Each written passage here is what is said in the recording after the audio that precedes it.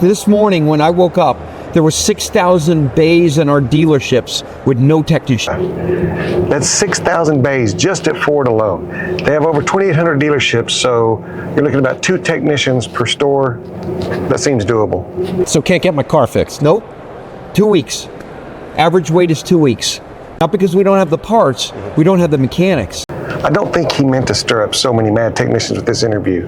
He's so far up the ladder that somebody underneath him isn't telling him the whole story. Factory workers, construction workers, farmers, all the people that move things, truck drivers, rail workers, and people fix things, plumbers, electricians, HVAC, all the people that basically work with their hands. Why is there a shortage of these workers? Most manufacturers are still having parts issues ever since COVID. I have friends in other industries like HVAC and electronics and construction that they're still going through it just like we are, but it is getting better for sure.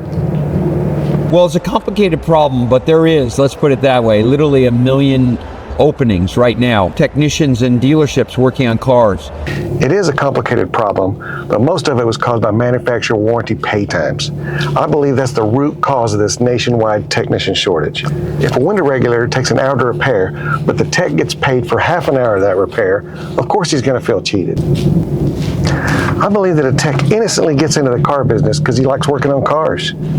Just like cops, teachers, politicians, they go in with good intentions and then something makes them bitter and pissed off. I think warranty times make them feel like they're getting screwed. So they start looking at ways to make their lost time back, and 2 wrongs don't make a right, but that's how bad technicians are born. At my store, we pay what's called a warranty add-on, which comes out of our gross profit, but the techs love it. We pay time and a half on every warranty job. Number 2, the jobs aren't as glamorous as a white-collar job from college.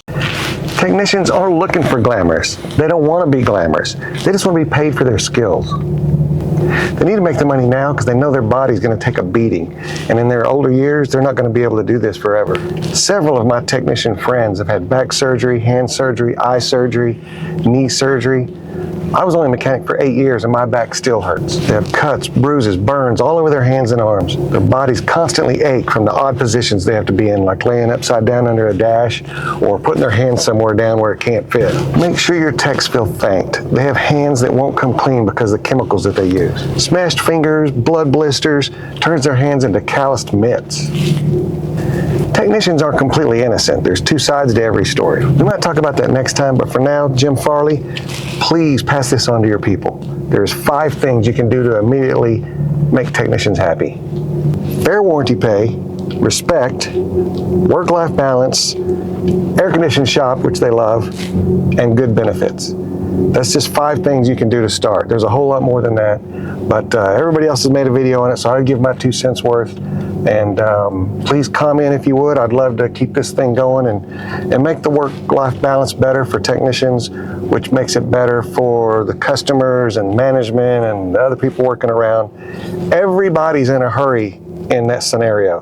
The customer comes in, they're in a hurry, they want their car back. The manager wants it done quick so that he can get better gross profit. The advisor wants it back quick so he doesn't have to continue to update the customer and fight that battle. And then the technician's in a hurry, so he's making mistakes.